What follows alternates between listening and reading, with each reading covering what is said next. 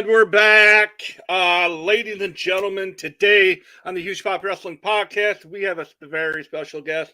This man is a former WWE United States champion, a two-time TNA World Heavyweight Champion. He's a member of one of my personal favorite factions of all time.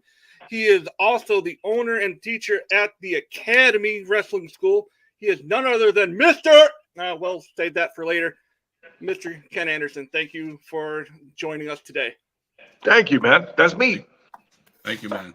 So hey, want to lead off with questions, Matt? Yeah, this one's going to be really simple. Who or what made you fall in love with pro wrestling? Really simple answer, Steve Austin. Yeah, I remember I was sort of a wrestling fan back in the 80s when they would have like Saturday night's main events. Every once in a while, my dad would let me watch it. But I just, there was a certain age where watching cartoons wasn't cool anymore. And at least in my school, watching wrestling wasn't cool anymore. And I just sort of fell into that. I fell off. And I didn't get back on until like 97 when Austin was just starting to become really, really hot. I was at a friend's house.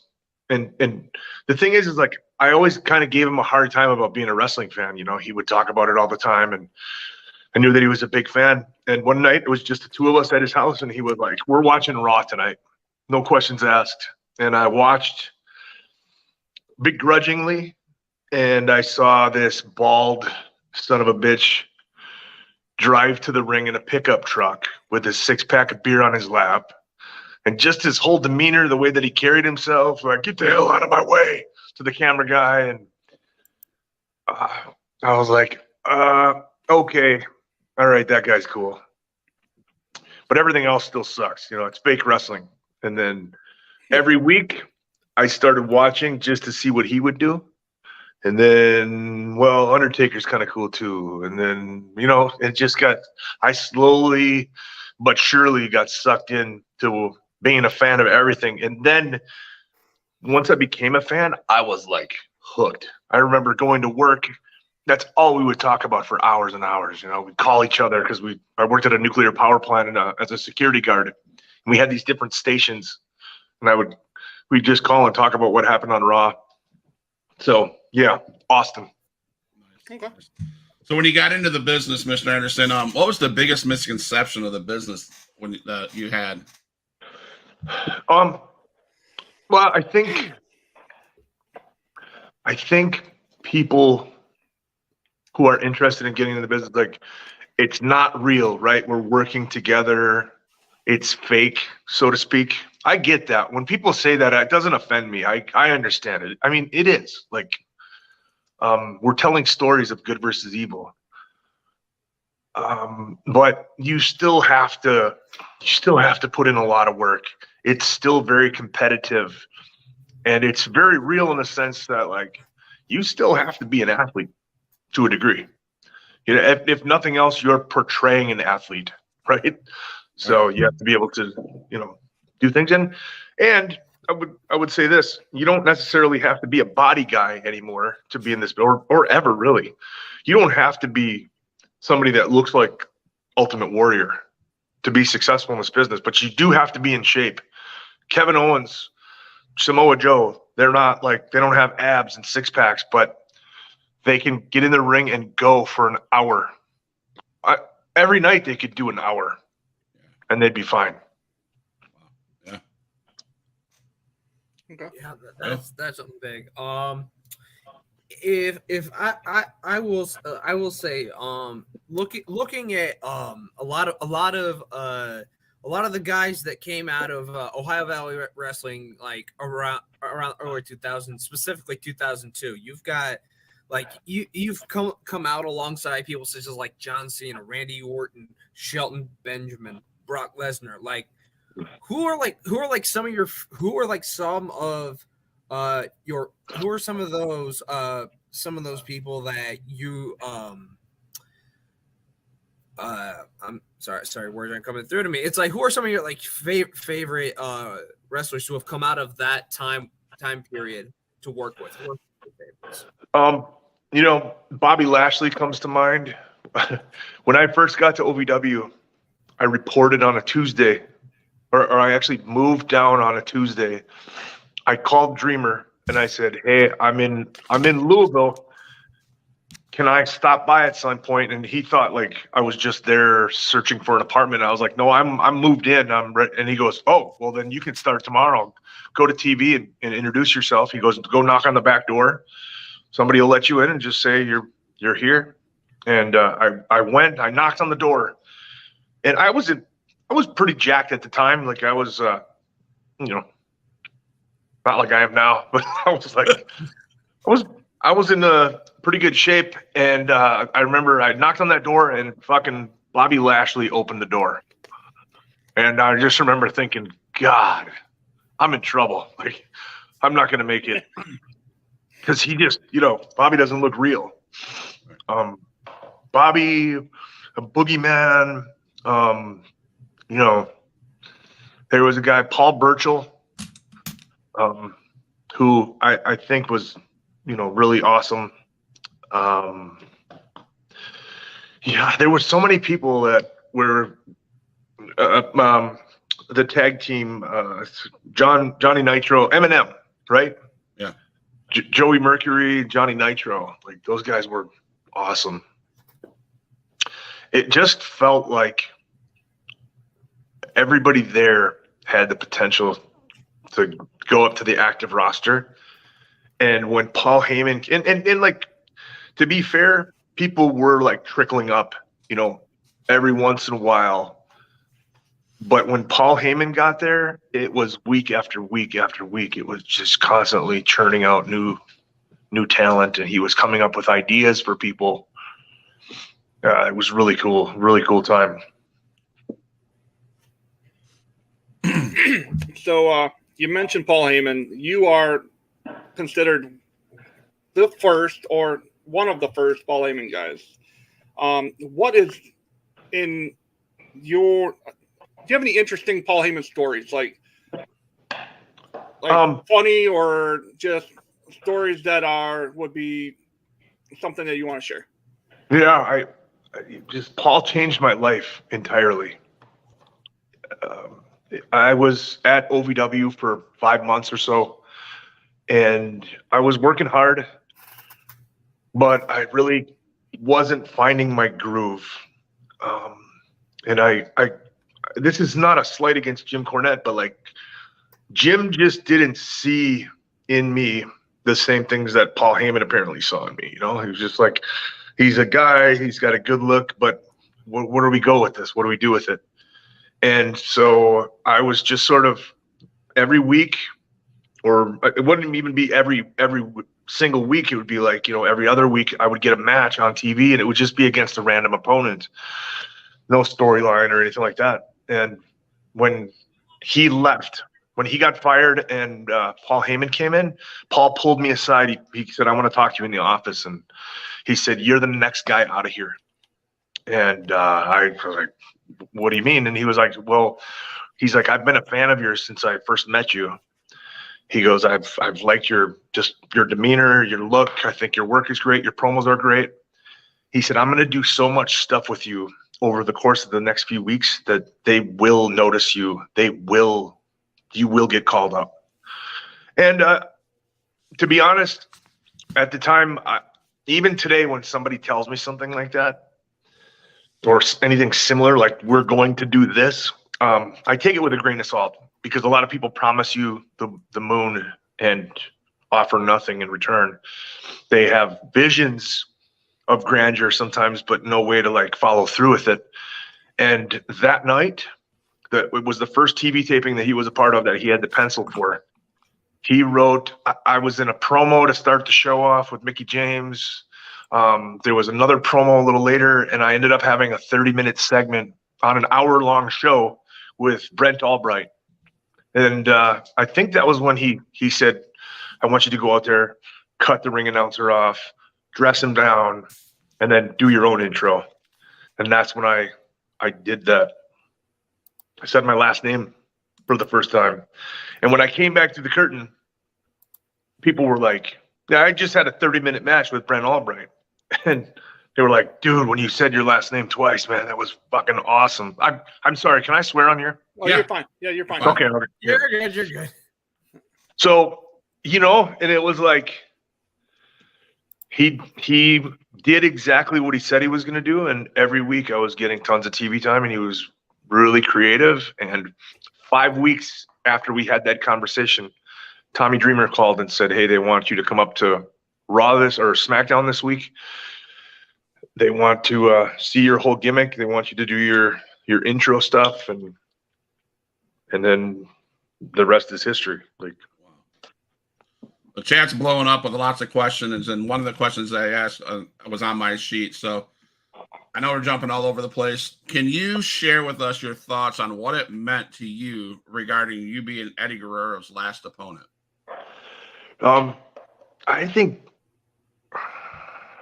it's a weird question. It's always been sort of hard for me to answer, because like it sucks Eddie's dead. It kind of sucks that I was the last person to wrestle, but like in a way it's cool that I was the last person to wrestle this guy. I was just fortunate enough to spend some time in a locker room with him. I rode with him for a little bit, was able to pick his brain. I wrestled him, obviously, got some great pointers and feedback. And I just, what a great guy. It sucks that he's gone, but I'm honored that I was the last guy to wrestle him. Sorry about that. I'd rather he was still here though, Absolutely. So I think that there was one that I had that somebody mentioned in chat. One match I think I actually remember watching quite well, even though it may not seem like one, was your match again with MVP going up against the Brothers of Destruction. Mm-hmm. Yeah, I just want to ask, like, what was it like there getting to work with MVP, as you know, who's still a manager right now, going up against the Brothers of Destruction, two great Hall of Famers right there. It was crazy, and honestly, once you get into the WWE, you don't stop becoming a wrestling fan. You don't stop, being a wrestling fan. So I remember the first time I was in the ring on a house show, and I was getting to wrestle The Undertaker. And I remember the lights went out, and I heard that gong for the first time. And I'm standing in the ring waiting for him to come to the ring, and we're gonna wrestle each other. And like, how the fuck did I get here? So it's still, it's like just this unlikely scenario. This is a guy that I've been watching on TV for years. This is The Undertaker. How is this happening? And I absolutely love MVP. Is one of my favorite people in the world. I still talk to him to this day on a pretty consistent basis. And just being able to like work off of each other. We had that like sort of reluctant. We didn't like each other. Our characters didn't like each other, but we had to be a tag team because Teddy Long kept putting us in these scenarios, and we just had so much fun. And we were married. MVP and I were practically married to Undertaker and Kane for like at least like 6 months to a year. We would do all the house shows. After Raw or after SmackDown, oftentimes they'll have what they call like a main event dark match. So it's I don't know if you guys are familiar with that, but like it's just a match that just goes out to the house. And oftentimes it's just to send people home happy. You just want to give them some stuff that they want to see that makes them say yay and go home with a smile on their face, especially if the show ended on a negative note. And I remember like MVP and I used to, one of them would do the stereo choke slam tombstone. Well, the choke slam is, I don't want to say hard to take, but like it hurts way more than the tombstone. The tombstone's just like, you just go for a ride. You're upside down. He takes care of you. But the choke slam, you got to jump. You take this big bump. So MVP and I used to rock, paper, scissors every night to see, all right, who's taking the choke slam and who's taking the tombstone. Nice. And what a crazy thing too that I remember, and as I'm sitting here today, out of the company, right? Been out of the company since 2009. I remember almost being like, because being on the road is exhausting. You would have 3 days of house shows, TV day. It's from noon until like 10 o'clock at night. It's nerve-wracking. You never know, everything's getting changed. You're getting pulled in a bunch of different directions. Hey, come take pictures here. Hey, I need you to, you've got a promo segment, you've got a match segment. And then they would come up and say like, oh, you got a promo segment, a match segment, you got to take pictures. And you and MVP are going to work Undertaker and Kane in the main event dark match. And just being like, fuck, exhausting. Well, it's just so weird that I had that mentality ever. Because when I was working dark matches, when I was trying to get into the WWE, I would hear some of the guys, usually like some of the lower card guys who weren't getting enough TV time or weren't getting much TV time, they would be complaining. There would be some complainers, they're complaining about this and that. And I remember thinking people complaining that they only had a 5-minute match. And I was like, fucking, I'll take it. Yeah, right. You get as much time as you get. Yeah, it's 5 minutes is more time than anybody else is getting right now. Like that real estate is precious. So, but I remember, how easily we sort of slide into that, where this job that I have that is amazing, that millions of people watch and dream of becoming, it just becomes another job at some point. Yeah. So the next one is something that I'm sure you talk about quite frequently. I just want to hear you tell the story again. The Undertaker First Blood match, probably one of my favorite of yours in WWE. The story you told was amazing. I just want to. Which one? What was the? Well, no, like that match at Survivor Series. I feel you guys told an amazing story in that. Oh, gotcha. Take us through like that match in and of itself. Like, take us through that match, I guess. Well, rewinding a little bit, I had a match with Batista at the Great American Bash, and it was originally supposed to be Batista and Mark Henry, and Mark Henry hurt himself, needed surgery, and they slid me into that position. I remember not being sure how, is this just going to be kind of a squash match? What is this going to be like? I hadn't wrestled on that level. I had wrestled and defeated a bunch of, former world champions, but I just didn't know, is this going to be a long-term thing or is this a one and done? And when I got to the building, I remember Arn Anderson telling me this is a competitive match. It's going to be 50-50. It's not. And so we put that match together. If anybody goes back and watches, I think it was Great American Bash 2007. I got busted open hard way early, very early, within the first minute. We roll out of the ring. He runs my head into the steps, and I just split my forehead open on the edge of those steps. Started bleeding, right? And then at the end of the match, he runs me. He loses his cool, and he doesn't let go of the 5. He gets counted out because he doesn't let me go after the 5 count, right, in the corner.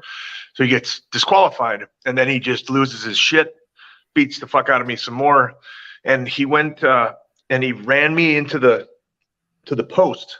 And when he ran me, it was I think we were both a little excited, and he gave me, I was already going, and he gave me a little extra, and I wasn't able to dip out of the way, and I hit that post if you watch it back, you can almost see the ring move.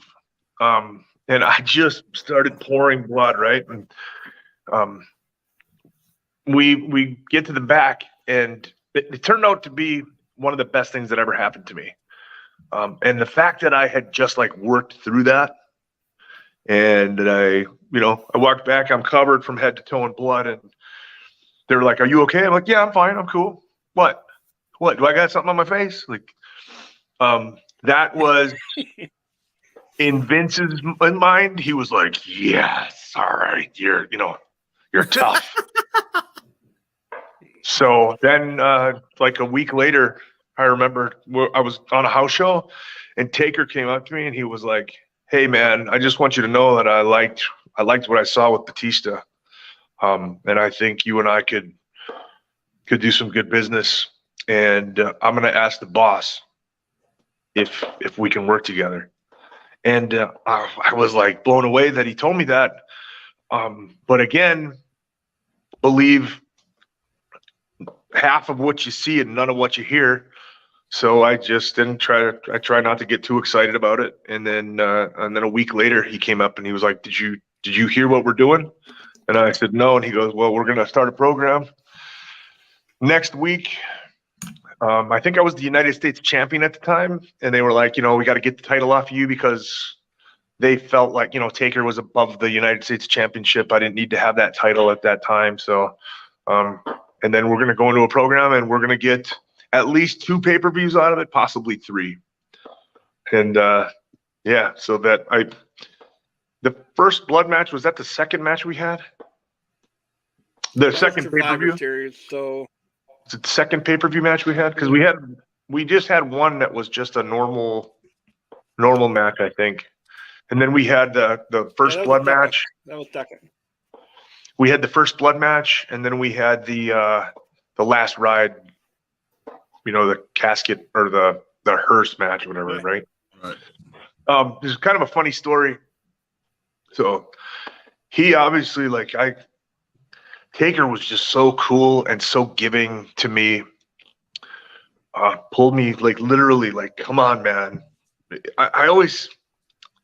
It was always crazy to me that, at least on SmackDown at the time, it was like all these people at the top of the mountain who would be throwing rope ladders over the side and offering their hands like, come on, we can all fit up here. The weather is fine. The air is fine up here, very helpful.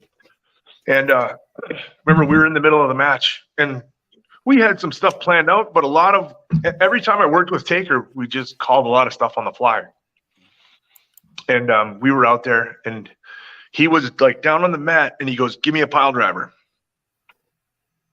And I'm like, okay. And I pulled him in and I thought he's going to backdrop me out of this. He's not going to have him pile drive him.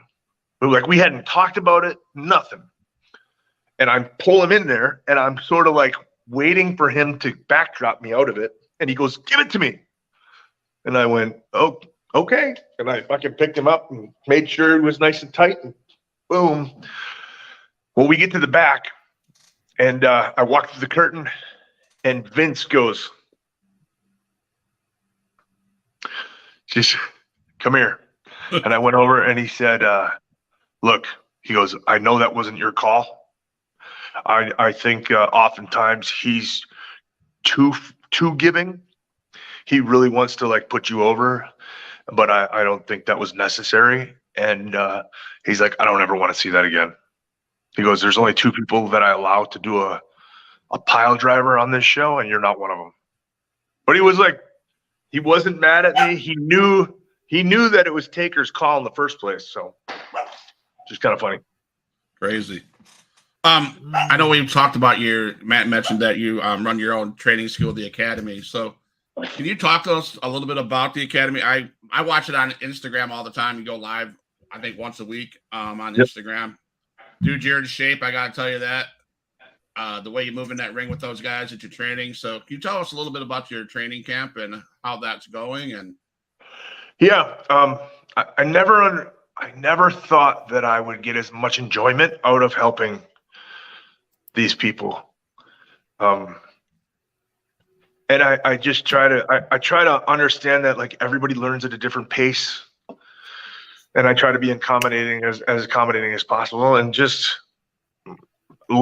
teaching them the basics and giving them a solid foundation. Because like I think once you have this is cliche, right? Everybody says it, but like when you have that solid foundation of certain patterns of movement, then everything else maps onto those. So if you get the easy stuff down pat, then that's when you can start like expanding and branching off and doing different moves. So we got a new class starting Monday, and we usually run a class. We'll run a class for 3 months. So right now, tuition covers 1 year of training at the academy. We run a new cycle every 3 months. So I'll have somebody come in, we'll go through all the basics, we'll learn everything, and then they'll usually go on to the advanced class, and then or recycle. And actually those people then sort of help out with the next cycle of people that come in, because I feel like they say that you don't truly know how to do something, you're not good at it until you can show others how to do it. And I feel like just helping out the that next cycle really helps them in the long run. Right. So yeah, I mean, we train 4 nights a week right now. We used to train 5 nights a week. We would have Mondays and Wednesdays are beginners, Tuesdays and Thursdays are advanced, and then which you see because I post those. Sometimes I post Tuesday and Thursday. Like tomorrow night or tonight, we'll go live again at about 8:00 with some matches. And then we would do promo class on Friday and film review. Like we pop in. Like one of the things that I really want to do right now is go over that match that Sami Zayn and Roman Reigns had at Elimination Chamber, because I think it was absolutely magical. It's one of the best matches I've seen since Taker and Shawn Michaels. That is my humble opinion. Just magic. The fact that they didn't touch each other for 4 minutes and 45 seconds after the ding ding ding, and it was good. But yeah, so okay. Thank you. And we try to cover everything. We try to cover safety, etiquette, how to present yourself to other employee or other promoters, how to do things, how to tell a story. Bill? Okay. I had a big question up here from one of our viewers, All Wrestling for Life, Mike, a good friend of mine. He's actually met you. He's actually gotten the time to meet you at one point in time. He wanted to know, like, how did you like doing a lot of your stuff with Sting and TNA, especially when we had the all famous Joker Sting? So again, I'll reiterate that I am a wrestling fan, right? I wasn't. Yep. So anytime I've gotten to work with these guys, I still pinch myself to this day. Like as we're sitting here talking, like I fucking can't believe that I worked with these guys. And I remember when I first broke into the business, I went down and I did a dark match for TNA. TNA was doing their weekly pay-per-views. They were doing a pay-per-view every Wednesday. I think it was an hour or two. Do you guys remember that? It was like $5. Yeah. It was like $5 for you could order the pay-per-view. And I went down and I remember Road Dogg was there and he said, "You remind me of a young Sting." Because I had the bleach blonde hair and everything. And I would hear that from time to time. Like people would say, you kind of remind me of young Sting. And then, so then when I get to TNA and we're working together, they told us, "Hey, you guys are going to work together." And I remember Sting pulling me aside and he was like, "Hey man, I just want you to know that I'm open to doing anything. If you have any cool ideas or anything, I'm game, man. I'm fucking game," which is just awesome, right? Like he's Sting, he's a legend. And I said, actually, what if I dressed up as you, like when you were Surfer Sting? And he fucking loved it. And the icing on the cake there was I ended up dressing up like him like 3 or 4 different times. Mm-hmm. And he brought his old gear. So it was actually Sting's old wrestling gear that I was wearing, Awesome. which is, by the way, like, he's way bigger than I am. So it was like, yeah. And then who better to do the face paint? Like, he knew how to do the face paint. So here we are sitting in the back in our locker room, and Sting would paint my face to match whatever gear I was wearing. It's just, That's awesome. you know, and there's that little, again, I wasn't a wrestling fan when I was a kid, but my mind went there, you know. I'm like this kid. I can't believe I'm doing this. Wow, that's crazy. So, I'm one that likes to ask weird and kind of obnoxious questions at some time. There's rumors about John Cena and Randy Orton being the reason for your departure of WWE. Is there any truth behind that, or is that like typical WWE rumors, complete bullshit? You know, to be honest, I don't know for sure. But I will say this, like, no matter what, say that is true, say it's 100% correct. The way that I conducted myself up to that point, they shouldn't have been able to just, like, if they went to Vince and said, hey, you need to, you know, fire this guy.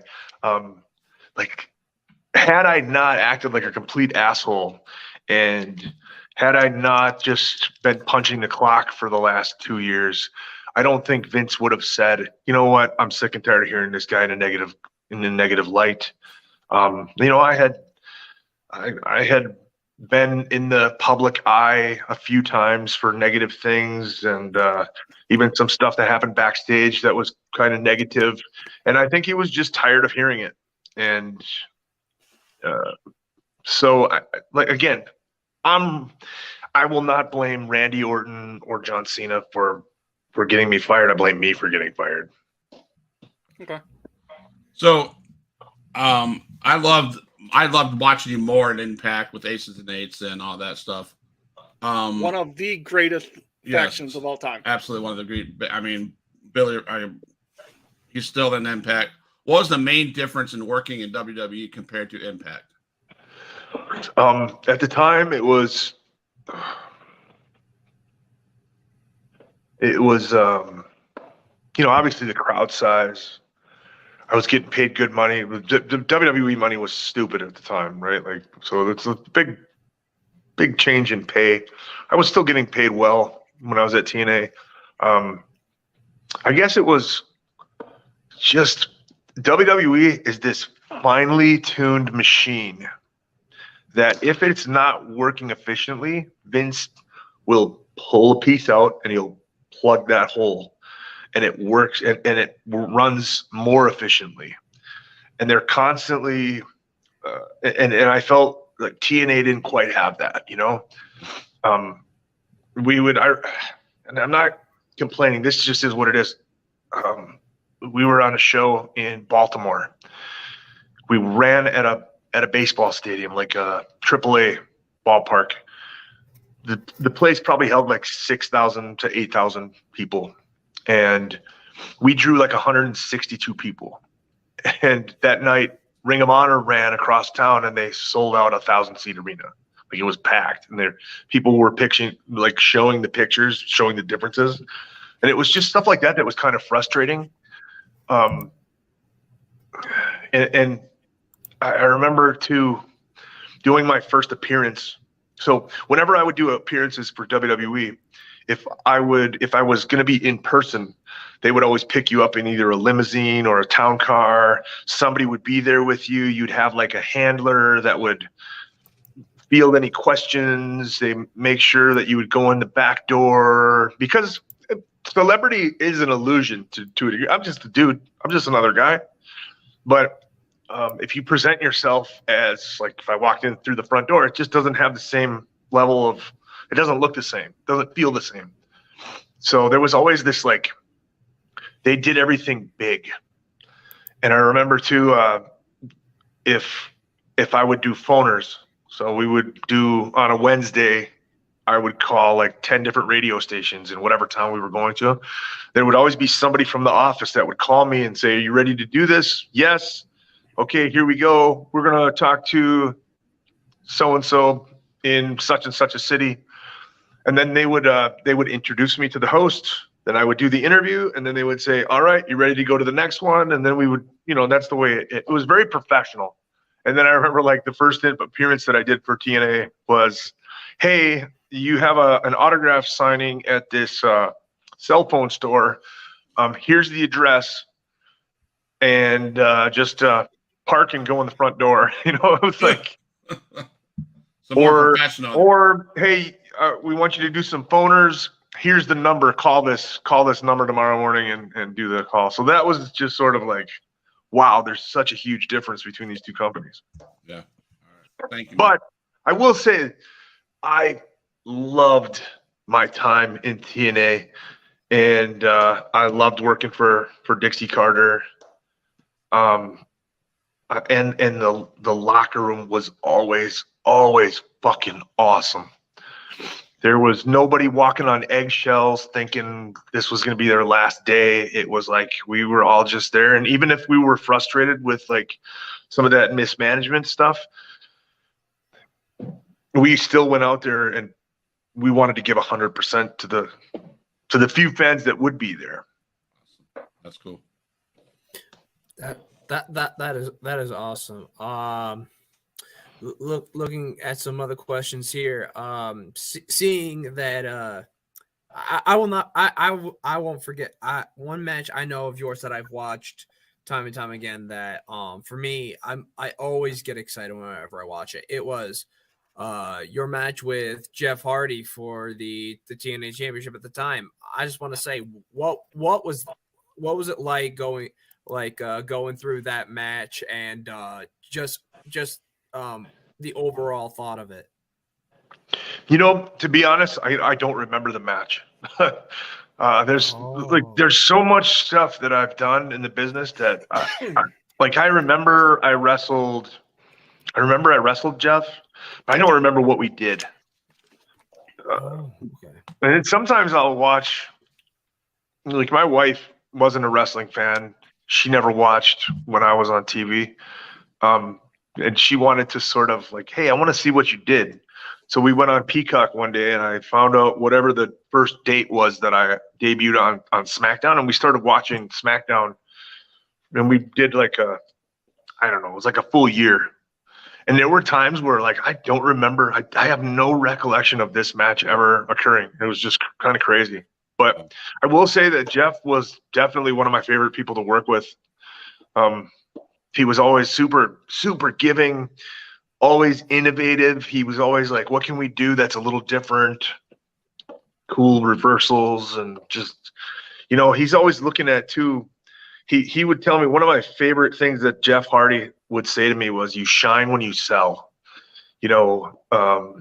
Those baby faces want the crowd to like them. And he would always he was so good at getting sympathy from the audience, and he would come up with interesting ways for me to kick the shit out of him, for him to be fighting from underneath. And I just thought that was so cool. And I tell my students that all the time, like, sell. If you want people to get behind you and have sympathy for you, and that's what we're looking for. We want, as a baby face, you want the crowd to sympathize with you. Like, come on. And Jeff Hardy was one of the best examples of somebody that does that very well. All right. I'm going to pull my next question from the chat.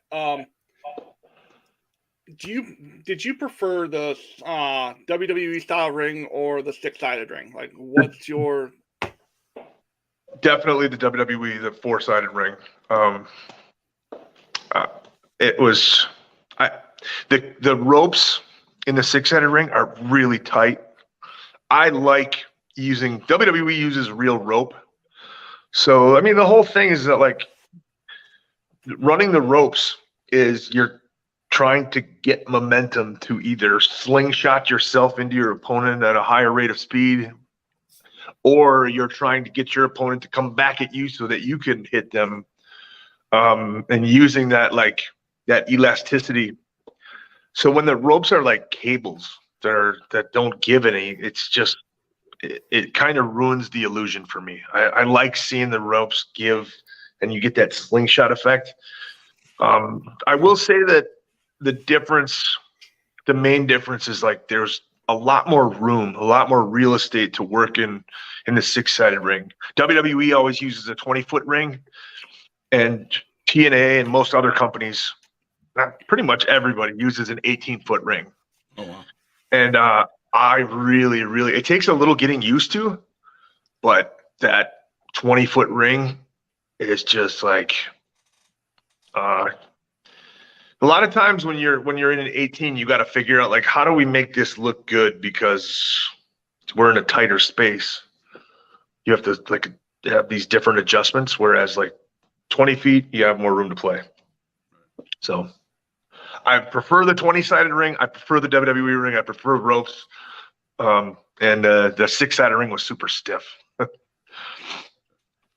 I live in Florida and I follow independent wrestling. I'm a huge independent wrestling fan down here. I follow XIW with Adrian Whisper, blah, blah, blah. Is there any independent talent that is coming out of your school, your training academy, that us wrestling fans need to look out for? And if so, can you drop the name so we can watch for him and see what goes on with them? Yeah, I mean, I definitely think we've had some great talent come out of the school.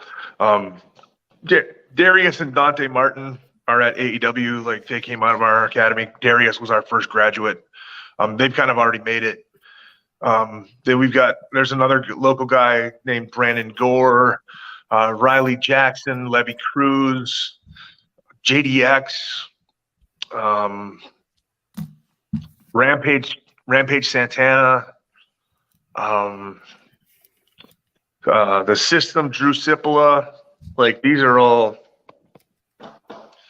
they get it, and I think they could go far. And there's a new tag team that I just trained that just started having matches in the last year. They actually just graduated. I graduated from the academy. Alex Finley, the seasoning Alex Finley, and Prince Devo Knight are like, they're really young, they're really green, but they really get it, and they're good people too. So I think they're going to go far. Awesome, thank you. Oh. I'm probably, and honestly, like I'm probably forgetting a handful of people, and to them I apologize. But that's off the top of my head. Those names stand out to me right now. I love watching Instagram. I'll put that thing on, and we're watching TV. I'll just have that up there. And you do amazing stuff with those young people, so I appreciate that. Thank you. Actually, I wanted to say I was just talking to Vince, my producer on that Twitch channel. I think you guys know him. He's going to actually, he was in the business for several years. We're going to do things a little differently on Tuesdays. We're going to start next Tuesday, where Vince and one of his friends are going to do color commentary throughout the matches. That'll be awesome, man. And then lay out, and I'm going to go through the critiques and stuff like that. So there'll be like color commentary throughout the whole process. It won't be just interesting. Yep. Yeah. Interesting. Thanks for that. Yep. Yep. That was all Vince's idea. So. Wow. Well, okay. So going back to something you said earlier, you mentioned the Sami Zayn Roman Reigns match at Elimination Chamber. How much you really liked that? Have there been any like I guess like wrestling like any matches from wrestling pay-per-views or from any other different promotions that recently that you really give credit to right now? Like Man, that's a tough one. I don't watch a whole lot of wrestling right now, honestly. Like I usually only watch if somebody will say to me like, "Hey, this so and so had a fucking phenomenal match. You got to check him out." That's generally when I'll look. I know I've seen some in the last couple of years, but I just can't put my finger on any of those at this moment. It's all right. So my last question before for the last go around here, what was your absolute, like, through WWE and TNA, what was your like favorite match that you worked? Like, what was you stand by that as the best match that I had? I would have to say the match I had with Kurt Angle at Lockdown in 2009 or 2010 was, I loved it. I still, every once in a while, I'll show that match to somebody. It's always nice to be able to. I generally try to not make it a habit of forcing my students to sit and watch my matches. But at the same time, there's a lot of things that sort of happened or went on behind the scenes in particular matches that I'm able to like sort of talk about that are kind of interesting. And there was a lot of interesting things that occurred in that match. First of all, just Kurt Angle's storytelling ability is nuts. He's just an amazing talent. He's a cyborg in that he just goes when you're in the ring with Kurt Angle, it's like you have to be at a different level. He's always at 100. So yeah, I would say that. Obviously, the Money in the Bank match at WrestleMania, the one that I won, WrestleMania 23, was a cool experience. But other than that, like I've been fortunate to have some decent matches and matchups, but it's other experiences too that are really special to me. Going over with WWE and visiting the troops in Iraq in, I think it was 2007 or 2008 that I went. And then some friends and I put together a tour to go back over to the Middle East. We went to different army bases, and we didn't wrestle this time, but we went over there and just did meet and greets and stuff like that. Visiting our wounded troops at Walter Reed Army Medical Center in Maryland, doing Make-A-Wishes and stuff like that. Like that to me is just special. We're all creators on TikTok, and we do all these podcasts. And I got one question. I'm going to bring in a bunch of people. They've asked this question over and over again. So first of all, we as creators, I would say thank you, Mr. Anderson, for being so humble. You're a very humble guy. Very humble for coming on our shows. I know you've been on the PWC. I know you've been on a lot of other different ones. And with the popularity of the wrestling podcast streams, etc., what has it been like having the opportunity to talk about your past WWE career in present day? What's that been like? That's a really good question, actually. I think in a lot of ways, it has forced me to examine certain things that happened in my career and like genuinely think about them instead of just offering pat answers. The question you asked before about John Cena and Randy Orton, the way all that stuff went down, for years I had this giant chip on my shoulder and I blamed other people. And I think, as time wears on, you're able to look at things in a different light as I get older, hopefully wiser. So I think that's been the biggest thing, is just getting these different questions and having these conversations and really trying to think, like my wife and I one of the questions I always get is the Eddie question. And like, I told my wife, I'm like, how do I answer that? Like fucking, and and we were able to like work through it. Like, be honest, just be honest. It sucks, but it's a great honor to have had his last match. Like nobody else.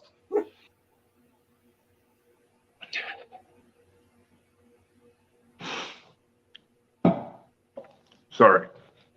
You're You're fine. good, man. It's fine. You're good. Nobody else is able to say that. Fuck, I don't know why that got me. I appreciate you being so honest. And Yes. honestly, so honest, man. Yeah, I can just say that. Yeah. Thank you. Yeah, thank you. So, Phil, you got anything else, or should we? I think I've got one more, and Okay. I feel like this is a proper one to sort of like almost end this final round. So, I really liked what you really had to say about everything you say about the academy and everything that you've taught your students and that. What is like one of the what is like the one major piece of advice or one specific rule that you always teach your students? What is that one thing? We on day one we go through like our list of rules and regulations. Number one is safety, and I would flip flop these. Safety has to be number one. It's a dangerous business. You're trusting somebody else is entrusting you with their lives and vice versa. But if I could flip flop these, I would. It's just like, and I think it applies to life in general. Just don't be a dick. Like be kind to others. Be kind to others. Help each other out. Look out for one another. One of the greatest things, my trainer on day one, when I first broke into the business, he said, remember the people that you step on your way to the top are the people that you're going to bump into on your way back down, because pretty much everything that goes up comes down. And then when I got to OVW, like I said, I reported to class on Wednesday, and then Thursday we would go in and Jim Cornette would review the TV taping from the night before. So we'd have the VHS tape, he'd pop it in the VCR, they'd wheel out this TV, he'd pop it in, and he would just dissect, and he would pick apart, like, he would pause it every 10 seconds or every 15 seconds to say, like, this is why this works, or this is how this could have been done better. And he said on that day, and it was something that stuck with me, was if you know of somebody who this company would benefit greatly from, like if you know somebody that's talented, that would be a good addition to the roster, and you don't go out of your way to help them, to try to get them noticed, he said, you might as well admit to yourself and the rest of the world that you're the shits and that you're worried that somebody else is going to take your job. Because if you're confident, if you do everything that you're supposed to do, you're going to be okay. And it's better to have 10 people that are good than one person who's good and 9 people who suck. Yeah. Was it time, Matt? Well, I mean, I've been doing this for 6 weeks, and now I have you here. I feel like kind of a asshole to even attempt to do it. No pun intended. What he's saying, Mr. Anderson, is it's time for that Anderson off. So, I mean, how am I going to go beat Mr. Anderson at his own game? I'm a little nervous. So I think we need to have that. We need to settle the score here. And I mean, I think it'd be polite to let the guest go first, and then Matt can give his rendition of your. All right. Mic. So the floor is yours, my guy. Ladies and gentlemen, I hail from Green Bay, Wisconsin. We have good football in Green Bay, Wisconsin. I weigh in tonight at 235, thereabouts, pounds. Mr.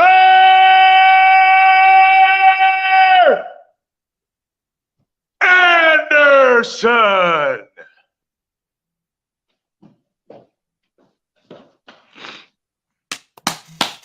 Yes. Anderson. There we go. There we go. There we You gotta go. wait for it. You We're gotta waiting wait. for it. All right, Matt, it's your Oh my turn. god! I now I'm gonna sound like a real asshole. That's okay. Okay. So go ahead. It's yours, Matt. You got this. He'll Hold on. critique you at the end. Don't worry. No, Yeah, no well, pressure yeah. now. No pressure now. Take a swig for the working man. Weighing in tonight at an absolutely freaking astonishing 236.5 pounds. He hails from Green Bay, Wisconsin. The Packers are all right. They got beat by the Lions, but that's all right. He is Mr.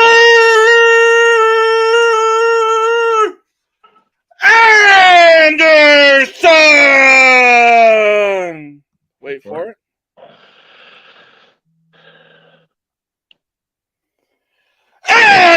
Anderson. Good job, Matt. That was pretty solid, man. I'm not gonna lie. So, well, that's Huge Pop Wrestling Podcast. I thank you, Mr. Anderson, for coming on the show. We would like to, if you could hold off for a couple seconds to be in the lobby after I end the podcast. Yep. I'm just going to play this in honor of you to end the show. Matt, thank you for coming on board. Phil, thank you. Again, Mr. Anderson, thank you. Yep. Huge If Pop I could, Wrestling- Yeah, go ahead. if I could quickly, like, if anybody's interested, you can text me. If you're interested in wrestling, if you're interested in going to a wrestling school, text me 507-722-2776. That comes right to my phone, my wife's phone.